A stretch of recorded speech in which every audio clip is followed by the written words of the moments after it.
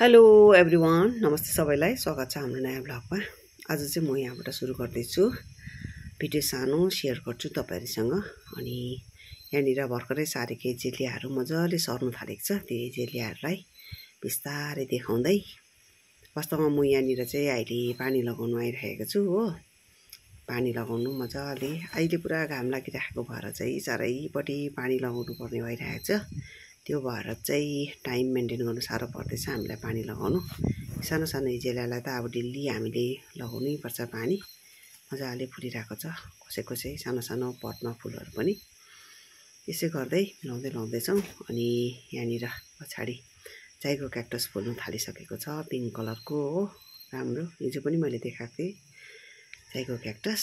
अनि यस्तै छ अहिले जेलियाको हालखबर चाहिँ मजाले फुल्दैछ। यतिको चाहिँ राम्रो सर्दैछ अब राम्रोसँगले।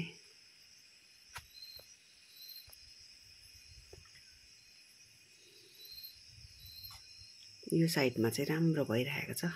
यहाँनिर एउटा पिङ्क कलरको मजाको डबल राम्रो फुलिरहेको छ। यता चाहिँ मैले पानी लगाइसकिसकेको छु मजाले। अब चाहिँ यता पानी लगाउनुको लागि चाहिँ म लागेँ हो। त्यहाँ पर पानी लगाएँ मैले। त्यहाँ चाहिँ अलिक ठुलो जेलिया राखेको छ हो। त्यहाँ चाहिँ बाहिर भएर पुरा सुक्छ नि त। डेली लगाउनु पर्छ। सकभर चाहिँ बिहान बेलुकी दुईपल्ट लगाउनु पर्ने हो। तर टाइम नपाएकोले गर्दा चाहिँ खालि एकैपल्ट मात्रै लगाउँदैछु अहिले म। अनि अब चाहिँ पानी लगाइसकेर घरतिर फर्किँदै भिडियो बनाउँदै फर्किँदैछु हो। अहिले चाहिँ अब यो प्लान्टहरू अब अलिकति सुक्खा हुने टाइम आउँदैछ। अलिअलि सुक्दै जाँदैछ। मतलब अलिकति ड्राई हुँदैछ यो। अब यिनीहरूले त्यस्तो बढेर मौलाएर आउने टाइम होइन। अब चाहिँ सुक्नु थाल्छ नि त यो प्लान्टहरू सबै। पानी लगाइदिनुपर्छ डेली हो। डेली लगाइदिँदै जाउँ। एकपल्ट चाहिँ लगाउनै पर्छ। बिहान भए पनि बेलुका भए पनि अलिकति टाइम मेन्टेन गरेर हो। त्यस्तै छ अहिले चाहिँ।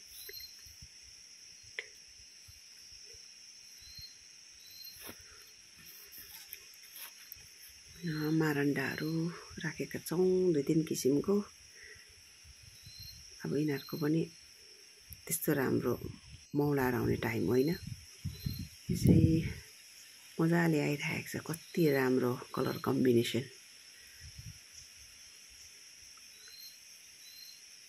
नेचरले सेलेक्ट गरेको हुन्छ नि त कलर चाहिँ कम्बिनेसन। प्लान्टको कम्बिनेसन हेर्नु कलर कति राम्रो कलर कम्बिनेसन नेचरले सेलेक्ट गरेको। यो मारन्डा मजाले बढ्दैछ हाम्रो।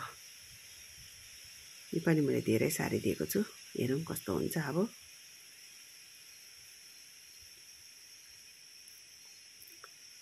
ड्रेसियाना चाहिँ योपालि हामीले सार्नु पाएन। लास्ट इयरको जति छ त्यति मात्रै हो। राम्रो भएर आउँदैछ तर प्लान्ट। यसको सार्ने टाइमहरू गइसकिसक्यो। यति बेला सार्नु हुँदैन। अब मे जुनतिर मात्रै सार्नुपर्छ नि त। जुलाई हो त्यस्तो बेलामा। त्यो भएर चाहिँ यो पछाडि पिसलिरी राखेको जग्गामा चाहिँ भगटे पनि आएको छ नि त एउटा।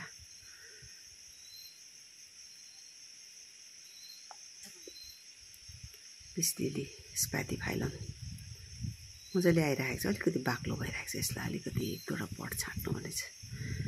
यो चाहिँ सिङ्गोनियम राम्रो भएर आएको छ। यसको पछाडि पनि पिसलिली हो।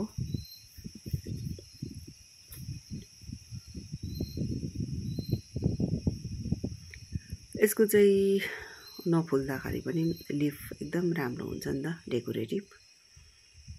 यहाँनिर टाइप मारन्डा हो। यसलाई कुनै के पनि येल्लो के भनेको जस्तो पनि लागेको थियो मैले कि नामै थाहा छैन। मलाई कतिवटा प्लान्टहरूको नामै थाहा हुँदैन नि त। थाहा हुँदैन त थाहै छैन। तर यसको कलर कम्बिनेसन चाहिँ एकदमै यो सेडिङ जुन छ नि एकदमै रमाइलो लाग्छ मलाई। एकदमै मनपर्छ क्या। यो पनि ट्राई कलरमा जुन छ यो पनि पुरा एकदमै मनपर्छ मलाई हो। कस्तो मजाको भएर आएको छ योपालि।